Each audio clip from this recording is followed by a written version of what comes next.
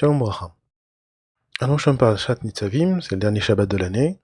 C'est l'occasion pour moi de vous souhaiter une Shana Tova u'Mevurechet, Sheniskir Kulanu, Leitkatev, Leitchatem, Lealtar, Besefer Shel Tzadikim. Et cette paracha, cette semaine de la Parashat Nitzavim, a été marquée par une polémique. Une polémique autour de la venue du grand rabbin Shlomo Amar. Le grand rabbin Shlomo Amar est l'ancien grand rabbin Sfarad d'Israël. Et il était de visite à Paris, de passage à Paris, pour donner une conférence en souvenir du grand rabbin Sitruk de mémoire bénie.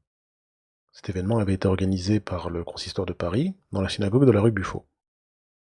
Pour Hachem, il a été reçu avec les honneurs.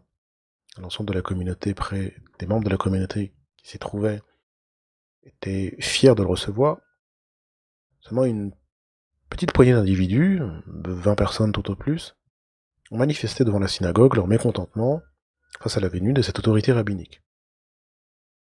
Pourquoi? Parce que, quelque temps auparavant, le grand rabbin Shlomo Amar s'était exprimé sur certaines pratiques qui sont considérées comme acceptables aujourd'hui, du domaine de la vie privée, et également sur l'ingérence des libéraux dans la vie publique israélienne, dans la religion, dans les prières au kotel et les conversions ou la cacheroute.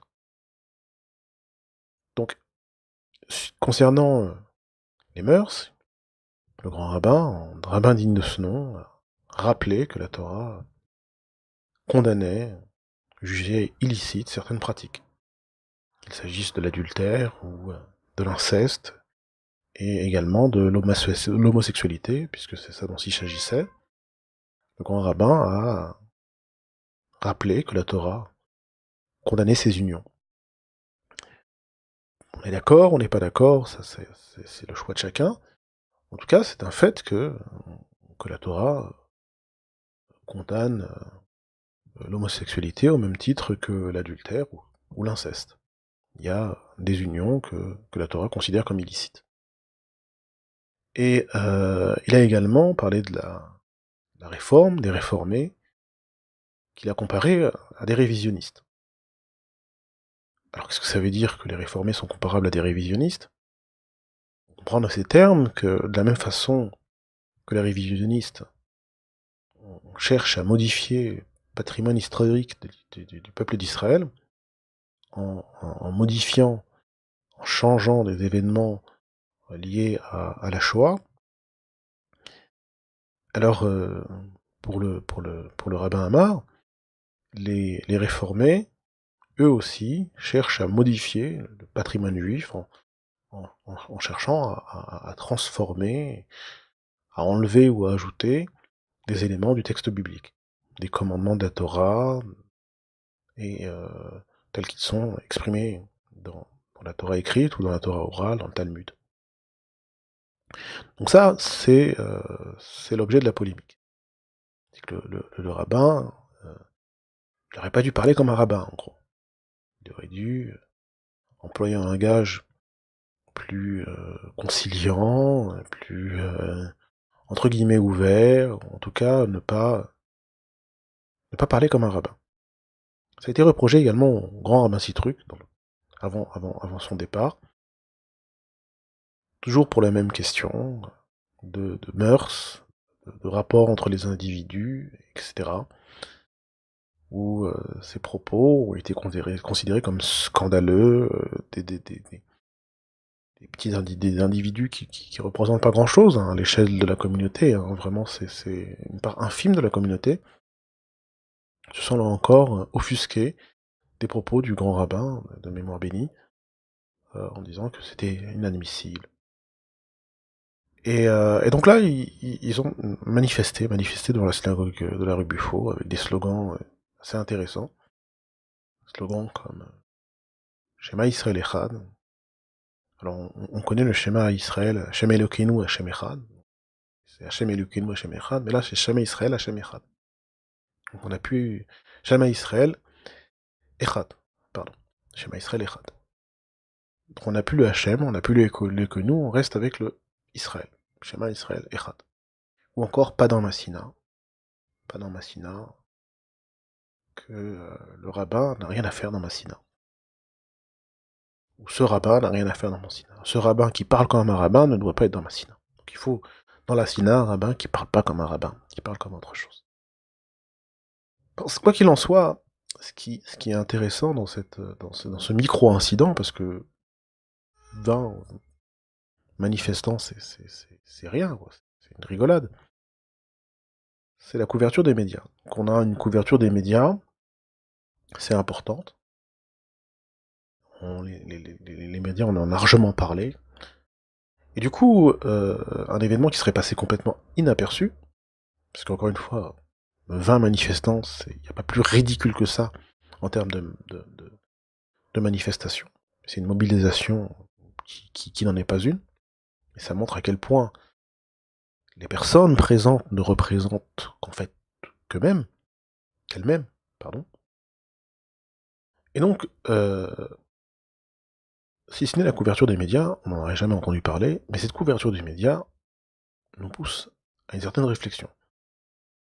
On se demande, Baruch Hashem, Kadosh Baruch Hu, chaque événement, chaque chose, chaque fait divers est là pour nous aider à nous construire, et donc est-ce que Kadosh Baruch Hu attend de nous avec un événement pareil? Dans quelle mesure cet événement peut nous permettre de nous construire, de construire notre Avodat Hashem, et en particulier, un événement qui intervient la veille de Rosh Hashanah. On est à quelques jours de Rosh Hashanah, et on glane de ci, de là, des éléments, des sgoulottes, des moyens de se construire pour pouvoir arriver à Rosh Hashanah, prêt, et recevoir à nouveau le Ol Malchut Shamayim, et de bénéficier, Bezrat Hashem, d'une Shana Tova Mevouachet. Et Akadosh Baruch Hu nous aide à cela. Elul, c'est Ani Ledodi Vedodili, Akadosh Baruch Hu Melech Bassadeh, le roi est dans les champs, il est plus accessible, et donc du coup, cette accessibilité se manifeste par le fait qu'il y a dans les, dans les événements, dans ce qu'on va être amené à étudier, un moyen de nous rapprocher de lui. Donc, est-ce qu'on a ici un événement qui nous permet de mieux comprendre les défis de notre époque et de mieux nous construire face à ces défis, de mieux faire face à ces défis? A priori, oui. Maintenant, quel est le défi? Alors, des personnes qui ont remis en question la Torah, qui ont cherché à la modifier, c'est pas quelque chose de nouveau. À l'époque de la Gemara, à l'époque du Talmud, il y avait les Sdukim, il y avait le Baïtosim, il y avait des groupes qui, eux aussi, étaient des adeptes du changement de la Torah, de modification de la Torah, de renier la Torah orale telle qu'elle était transmise, telle qu'elle a été transmise à Moshe Rabbeinu. De la même façon, dans la pratique, dans intime, dans les mœurs, là encore, c'est pas quelque chose de nouveau. Jusque-là, comme dirait Shlomo Ameler, En Chadash Tarat Hashemesh, rien de nouveau sous le soleil. Qu'est-ce qui se passe? Qu'est-ce qu'il y a de nouveau à notre époque et qui fait que cet événement est quelque part symptomatique de notre époque et du défi, et d'un des défis auxquels nous sommes confrontés, auxquels nous devons faire face? On a en France, en Israël, aux États-Unis, au Canada, en Angleterre, un peu partout dans les pays occidentaux, une espèce de guérilleros de la justice sociale qui combattent à chaque fois pour les mêmes choses. Ils sont minoritaires sur le plan de l'opinion publique, mais ils arrivent à se faire entendre et à faire passer même des lois qui touchent au aux pans les plus intimes de la société occidentale. Et là encore, ça nous pousse à réfléchir. On a un parachat de Nitzavim, un verset qui nous aide à comprendre un petit peu ce qui se passe. Ce verset se trouve au chapitre 29, c'est le verset 18. La parachat Nitzavim, pour mettre un peu les choses dans le contexte, fait suite à la parachat Kitavo, parachat très intense, qui rappelle l'alliance avec Hachem et les enjeux de cette alliance. Il y a dans la parachat Kitavo des mises en garde par rapport à cette alliance et par rapport au fait de transgresser cette alliance. Des mises en garde dures. Dans la parachat Nitzavim, Moshe Rabbeinu rappelle cette alliance, prépare le clan d'Israël à contracter cette alliance, et il revient sur certaines interdictions, notamment l'interdiction d'idolâtrie. Et alors, là, il va souligner une problématique. Et le passage nous dit comme ça. Ve'aya bisham'u et divrei Allah azot. Et voilà quand on entend ces imprécations, les mises en garde de la parashat Kitavo. Ve'idbarech belevavo. Cher Rabbeinu fait référence ici à un type d'individu qui entend les mises en garde de la parashat Kitavo et qui se met dans un système de pensée particulier. Ve'idbarech belevavo, lemor shalom yeli. Il se met à penser que il aura le shalom, il sera heureux, il est pris de confiance. Ki beshrirut li bi'aler, car je suivrai les passions de mon cœur, les ma'an sfot arava et atzmer. Et je donc me permettre d'ajouter aux fautes involontaires des fautes volontaires. Donc on a un individu qui entend toutes les imprécations de la Torah et qui se dit, eh ben moi ça me concerne pas. C'est pas simplement qu'il prend pas sur lui le joug, le Malchut Shamaim, ça va plus loin que ça. C'est qu'il se dit, bah moi j'ai beau, je ferai ce que je veux, et j'aurai le shalom. C'est pas shalom chaverim, mais c'est le shalom. J'aurai le shalom. J'aurai le shalom, je vais continuer dans ma voie. Au début c'était involontaire, mais là ce sera volontaire, et j'aurai le shalom, je serai heureux, j'aurai le bonheur, et il m'arrivera absolument rien.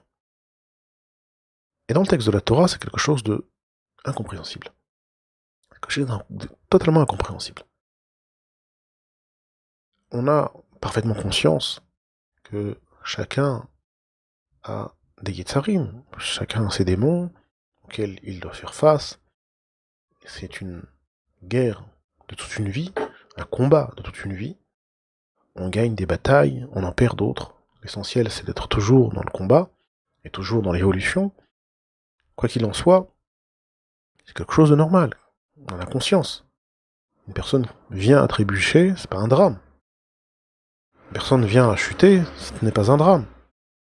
Elle doit se dire, bon, bah, cette fois-ci ça n'a pas marché, je me relève, et Bezrat Hashem, la prochaine fois, j'arriverai à faire face à ce défi. Mais à aucun moment, la personne se dit, ben, moi je vais me laisser aller, et je vais faire ce qui me passe par la tête. Et c'est ça, le fait de me laisser aller à mes passions, c'est précisément ça qui sera la source de mon bonheur. C'est ce qui m'apportera le bonheur. C'est quelque chose qu'on ne peut pas comprendre dans un contexte biblique. On voit ce que la Torah nous dit ici. On a deux traductions de la Torah en araméen. On a plusieurs traductions, il y en a assez. En fait, on a plusieurs traductions, mais on a deux principales. Tout d'abord, le Targum Onkelos, du Onkelos Ager, qui était le neveu de Titus et qui s'est converti au judaïsme. Et on a le Targum de Yonatan ben Uziel, qui était un des élèves, qui était le meilleur élève de Hillel Azaken. Et la différence entre ces deux traductions, toutes les deux en araméen, c'est la traduction de Onkelos est une traduction plus littérale, alors que la traduction de Yonatan ben Uziel est une traduction plus qui vire plus au commentaire. C'est plus un commentaire de la Torah. Une traduction, mais avec des ajouts. Et dans cette traduction de Yonatan ben Uziel nous apporte un éclairage extraordinaire sur ce verset. Il nous aide à comprendre ce verset. Au début, on comprend que ce verset, il s'agit d'un individu qui serait dans une rébellion affirmée et totale, de se dire, moi, non seulement que cet individu, non seulement il ne recevra pas la Torah, mais en plus de cela, il va bafouer la Torah ouvertement, et il affirme que ce sera la source de son bonheur. Le Rav Yonatan ben Uziel modifie un peu, adoucit, si on peut dire, les propos de la Torah, et les explique. Il les explique en ces termes. en araméen dans le texte, Vayehi be mishmar e yat pitgame mumta. Et voilà qu'en entendant ces imprécations, Ada veitia esh belibe lemema. Il ajoute quelque chose ici. Veitia esh belibe, il renoncera dans son cœur, il se découragera. Quelque chose qu'on n'a pas dans le texte de la Torah. C'est quelque chose que c'est un terme, veitia esh, yush, le renoncement, découragement, que Rabbi Yonatan ben Uziel rajoute. On n'a pas ça dans le texte de la Torah. Shlama yeli, Jorel Shalom, on revient à un texte qui est semblable à celui de la Torah. Arum bitkof yitzra bisha de libi hezil. Parce que la force, je succomberai à la force de mon Yetzerara. Mon Yetzerara est trop fort. Donc la Torah nous parle d'un individu qui n'est pas dans une rébellion ouverte et totale. On parle d'un individu qui est en proie à des passions qui le dépassent. On parle d'un individu qui est de bonne foi a priori. On parle d'un individu qui a une nature qu'il a du mal à gérer, qu'il a du mal à contrôler.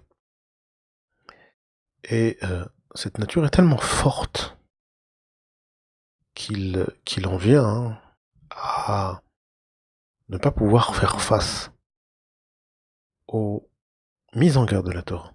Et il se dit, du fait de son Yetzirah, de ses passions, de la force de ses passions, alors il peut se permettre de renoncer. Ses passions sont trop fortes. Et l'enjeu et les mises en garde sont trop graves et tellement oppressantes qu'il préfère renoncer. On a quelqu'un en gros qui se dit j'ai un Yetzirah qui est trop fort. J'ai un Yetzirah qui est trop fort. Je peux pas y arriver. On est un peu comme Esav, qui, lorsque Yaakov lui a dit mais est-ce que vends-moi ton droit d'aînesse. Esav lui a demandé, Esav a demandé à Yaakov, ça correspond à quoi le droit d'aînesse? Quels sont les enjeux? Quel est le programme? Quel est le projet du droit d'aînesse? Et alors Yaakov lui a expliqué, le droit d'aînesse, ça suppose d'être le représentant d'Akadosh Baruch Hu, d'effectuer le service d'Akadosh Baruch Hu. Et cette responsabilité, elle comprend également des mises en garde, malheureusement pour celui qui s'en écarte, des punitions aussi. Le fait de ou gagner son monde futur, ou de le perdre. Et alors il y a Esav qui répond à Yaakov, mais moi j'ai pas besoin de ça, qu'est-ce que j'ai besoin de... C'est trop. De perdre mon monde futur, etc. De m'embêter dans ce monde-ci, j'ai pas besoin de ça, je préfère faire la vie comme je l'entends, et j'ai pas besoin de ça. Donc on a un individu qui a un raisonnement semblable, avec un individu qui se dit qu'est-ce que je vais me prendre la tête? C'est même plus fin que ça. C'est que mon Yetzirah il est trop fort. Mon Yetzirah il est beaucoup trop fort. Il est beaucoup trop fort. Je suis né avec, je peux rien faire, c'est comme ça, c'est dans ma nature, et je peux rien faire. Donc ça c'est ce que nous dit la paracha dans Parashat Nitzavim. Et les mots de la Torah dans la suite sont très très graves. Très très graves. Et pourquoi c'est grave? Parce qu'on a un individu qui renonce au projet qui est le sien. Il renonce à être lui-même. Et il n'y a rien de pire. Il n'y a rien de pire qu'un individu qui renonce à être lui-même.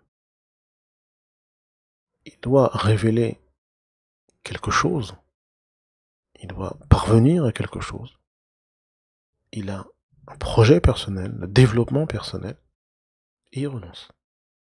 Il se prive lui-même et il prive le monde de cette révélation. Et c'est ce qui a une des pires choses qui puisse être. D'ailleurs, souvent, quand on parle de punition, quand on parle d'enfer et de Guéhinnom, la conception du judaïsme concernant le jugement, ce genre de choses, se résume en fait à quelque chose de bien moins, comment dire, fantastique que ce que l'on pourrait s'imaginer. Mais pas moins terrible. La pire des choses, et le pire des Guéhinnom, c'est de être mis en face d'une réalité auquel on aurait pu accéder, mais que du fait de nos erreurs et du fait de notre manque de travail, notre de contrôle de nos passions, on est passé complètement à côté. C'est comme c'est l'exemple d'un individu qui aurait pu, les Havdil, devenir un grand chef d'entreprise ou un grand chercheur ou je ne sais quoi, et qui a terminé caissier. J'ai rien contre les caissiers, mais il y a une différence entre être un c'est pas moi, Steve Jobs, Bill Gates, et être caissier chez dans une chaîne dans une grande surface, ou dans une épicerie. Il y a quand même une marge. Donc imaginons qu'on a un individu qui a le potentiel de devenir un Bill Gates. Et cet individu, bah comme il préfère aller kiffer à droite, à gauche, aller après chez Libo, après ses passions et ce genre de choses, et ben il termine caissier dans l'épicerie du coin. Il n'est pas le patron, il est le caissier ou le magasinier. Si on présente à cet individu après 120 ans cette réalité, il n'y a pas pire Guéhinnom qui soit. On n'a pas besoin de le piquer avec des fourches ou de le mettre dans des feux terribles. Le feu lui-même provient de cette réalisation. De se dire, mais tous les plaisirs auxquels je me suis adonné et qui quelque part m'ont privé de cette réalité formidable que j'aurais pu avoir, me brûlent. C'est ça le feu. Le feu, c'est pas les démons de l'enfer qui sont là à brûler le corps. C'est la réalisation du manque, la réalisation du manque de réalisation, du manque de développement, qui brûle comme un feu d'une température incommensurable. Donc pour revenir à notre cas, on a cet individu qui est dans le renoncement. Maintenant, Kadosh Baruch Hu, il a un projet. Un projet qui est exprimé notamment par le Rav Moshe Chaim Luzzatto dans les Mesilat Yesharim et dans le Derech Hashem. Il explique que Kadosh Baruch Hu a créé le monde par amour. C'est vrai, Kadosh Baruch Hu a créé le monde par amour. Il a souhaité transmettre son amour à une créature qui soit apte à le recevoir. Donc il a créé un monde, un cadre, une créature, un réceptacle, et cette créature, pour que le bien, l'amour, qu'il soit le possesseur de cet amour, qu'il acquiert cet amour, dispose du libre arbitre. Et le défi proposé à cette créature, à cet être, est d'utiliser son libre arbitre de façon à transcender ses passions, qui constituent un obstacle, et lui permet donc de devenir véritablement maître de son bonheur, en transcendant ses passions, et d'accéder à ce bonheur qui est l'attachement à Hachem. Donc ça, c'est le projet divin, c'est le projet divin tel qu'il est compris et exprimé dans le judaïsme, dans la Torah. Et donc, c'est le plan qui est proposé à chaque membre du clan Israël. Chaque membre du clan Israël se voit proposer ce projet extraordinaire, ce projet de vie, qui sera de chacun selon sa nature, de s'attacher à Hachem et de transcender ses passions, contrôler ses passions, et de se réaliser de cette façon. Maintenant, il y a une condition commune. C'est de suivre le plan qui a été donné par Hachem pour y arriver. Ce plan, c'est la Torah. C'est l'observation des mitzvot, l'observation des 613 commandements de la Torah. C'est par ce biais qu'on y arrive. Donc, lorsqu'on a une personne qui est dans le renoncement, on a une personne qui s'exclut complètement de ce plan. Et qui s'exclut pourquoi? Et c'est là où on va arriver au défi de notre époque. À chaque époque, on a eu des alternatives. Il y a eu des alternatives au projet de la Torah. À l'époque, il y a plus de 100 ans de ça, il y a une yeshiva, la yeshiva de Vologine, qui a fermé ses portes. Pourquoi la yeshiva de Vologine a fermé ses portes? Parce que elle était confrontée à un problème. Il y avait le mouvement des maskilim, un mouvement des Lumières, un mouvement pseudo-intellectuel, qui gangrénait la communauté juive et qui gangrénait tout particulièrement les élèves de la yeshiva de Vologine.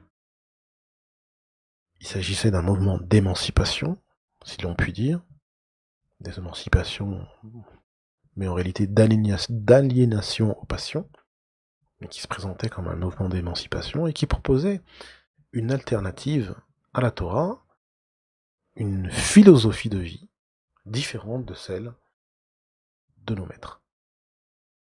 Et elle a eu un tel impact sur la communauté qu'elle a réussi à entrer sur les bancs des yeshivot et à détourner bon nombre de ses étudiants. Et c'était le cas pour les yeshivas de Vologine, à un tel point où les directeurs de la yeshiva, parvenus à la conclusion qu'ils ne pouvaient pas continuer à former des Talmidei Chachamim comme ils l'avaient fait par le passé, et donc ils étaient obligés de fermer les portes. Ils ont eu ce courage de fermer les portes de la yeshiva en se disant on ne peut pas continuer à fonctionner comme ça, on va finir par former des apikoros, des apikoros.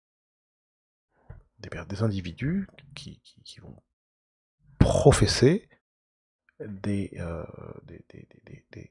enseignements contraires à ceux de la Torah.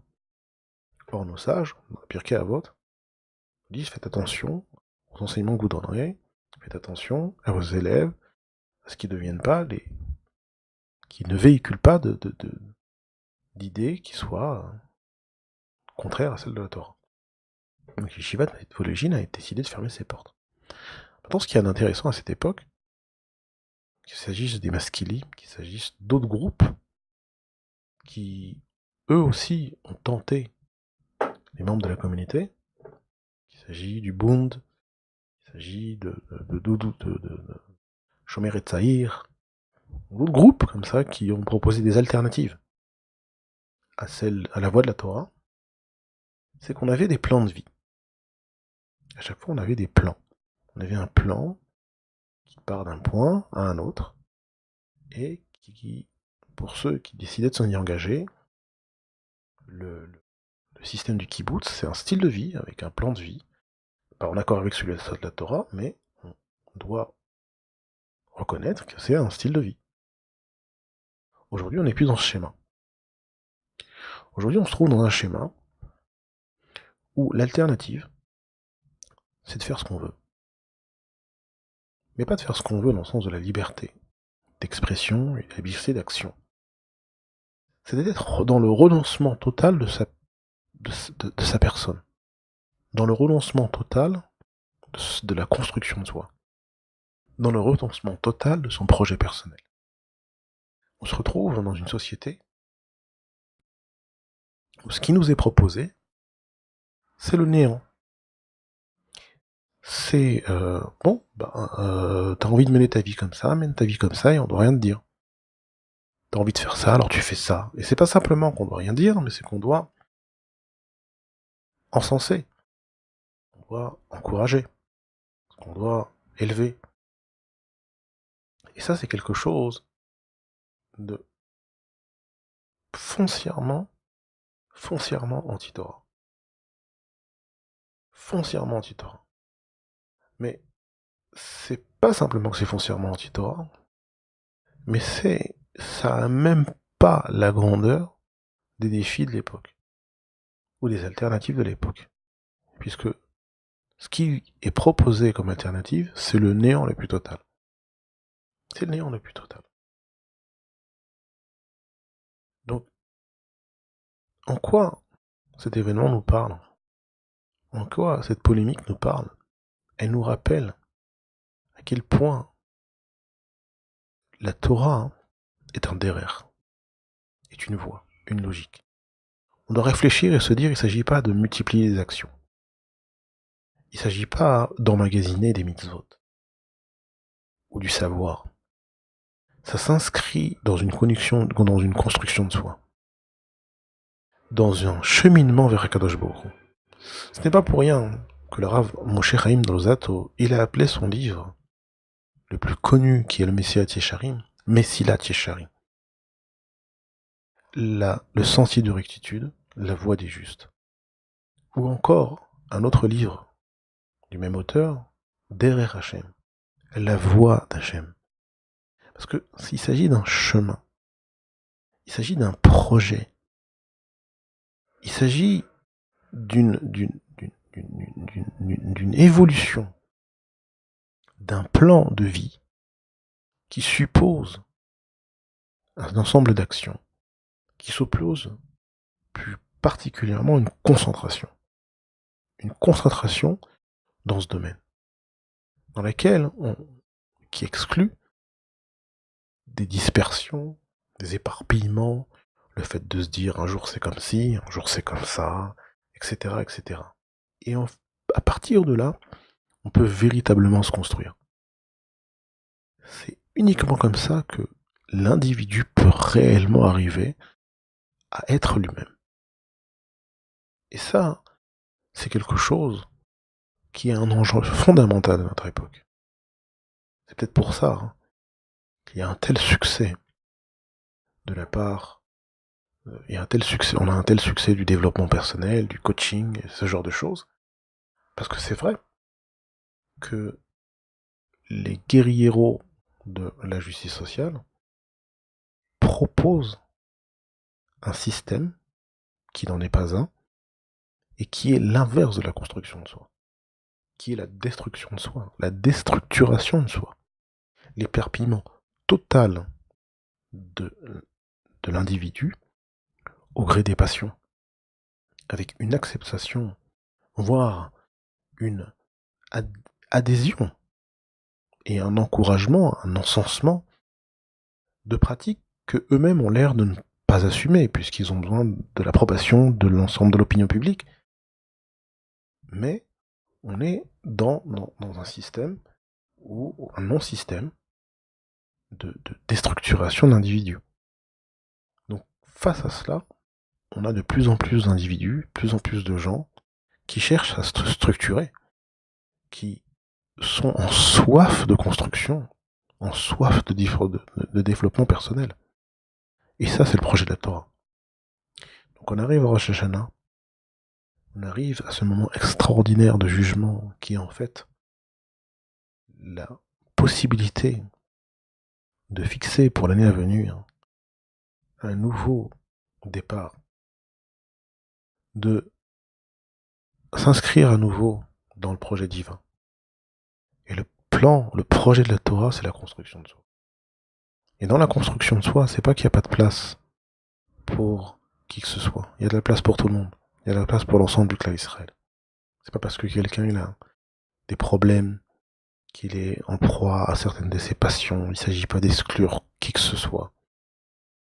Ou de dire que cette personne-là a tort ou a raison ou quoi qu'est-ce. En sadik ba'aretz ya'aseh velo yechateh ve'Israël afilu chata Israël ou. Davar barour, c'est quelque chose de clair.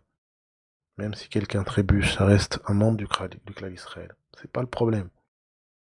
Le problème, il est dans le renoncement. Le problème, il est dans la justification et le fait de se dire j'ai trébuché au lieu de se dire je vais me relever et je vais aller de l'avant. Au lieu de se dire que je reconnais mes faiblesses, non, je veux faire de mes faiblesses quelque chose de légitime. Quelque chose qui non seulement est légitime, mais qui est un atout. J'attends que les autres me complimentent pour cela. Presque. C'est ça le problème. C'est ça le problème. Et donc, Bezrat Hashem, on arrive à ce Rosh Hashanah et qu'on comprenne l'enjeu de Rosh Hashanah, les Kabel al Malchut Shamaim, de recevoir à nouveau le joug divin et de s'inscrire à nouveau dans la simcha, dans la joie et dans la confiance. On arrive à Rosh Hashanah avec la confiance. Que Bezrat Hashem, Akadosh Baruch Hu, nous aidera à transcender notre être, nos passions, pour pouvoir nous réaliser, pour pouvoir être nous-mêmes. Et c'est valable pour chacun. Afilou, pour les Chavirim de Shalom. Chavirim. Le tout, c'est d'être dans le combat. De persévérer dans la construction de soi. Chazal nous dit, et c'est sur ces mots que je termine ce podcast, Chazal nous dit, au début de la Maseret Brachot, Le'olam yargiz adam yetzer hatov vel yetzer hara. Un homme doit continuellement énerver ou lutter et faire en sorte que son yetzer hatov prenne le dessus sur son yetzer hara. Mettre en face de son yetzer hara son yetzer hatov. Que son yetzer hatov soit toujours en combat face à son yetzer. Et ça c'est la vie d'un Ben Israël, c'est la vie d'un Ben Torah. C'est de se dire que on gagne pas toujours. On gagne pas toujours. Mais on est toujours en combat. On lutte toujours. C'est une lutte continuelle. Toujours. Le problème, il est pas de chuter. Le problème, il est d'arrêter de combattre. Le problème, il est pas, quand on veut construire quelque chose, que des fois on fait des erreurs. C'est pas le problème de faire. Le problème, il est pas de faire des erreurs. Le problème, il est d'arrêter de construire. C'est ça le problème, c'est d'arrêter de construire. On les Hashem, qu'on arrive au Rosh Hashanah, qu'on continue à construire, qu'on continue à mettre des pièces à l'édifice, et qu'on arrive au Hashem, à être Mekabel en Malchut Shamaim, Besimcha, ou Be'ava, ou Be'atzlacha.